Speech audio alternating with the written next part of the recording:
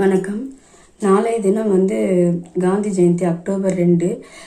இதில் காந்தி கணக்கு அப்படின்ற ஒரு கதை இருக்குது. கதை கூட இல்லை, வரலாற்றில் ரொம்ப மிக முக்கியமான ஒரு விஷயம் இது.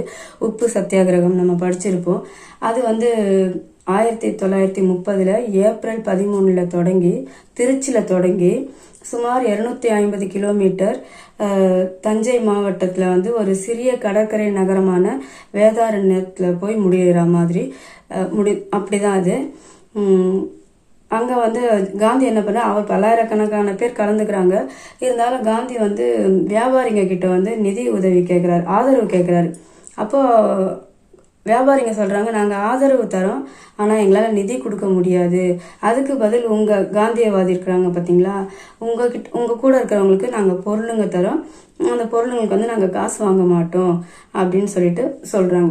அதுக்கு இவர் ஒத்துக்கிறார். ஆனால் ஒத்துக்குனா கூட எல்லாரும் வாங்கிட்டு போயிட்டா அப்புறம் எப்படி அது காசு இல்லாமல் வாங்கிட்டு போனால் அதுக்கு ஒரு சிக்னலோட கோடு வேர்டு தான் காந்தி கணக்கு. காந்தி கணக்குன்னு சொல்கிறவங்க கிட்ட பணம் வாங்க மாட்டாங்க.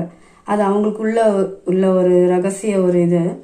அதனால அவங்களுக்கு பொருள் கொடுத்துருவாங்க. அதனால தான் நம்ம திருப்பி வராத கடனை கூட இப்போ காமெடிக்கு இதெல்லாம் காந்தி கணக்கா அப்படின்னு சொல்லிட்டு நம்ம கேட்போம்.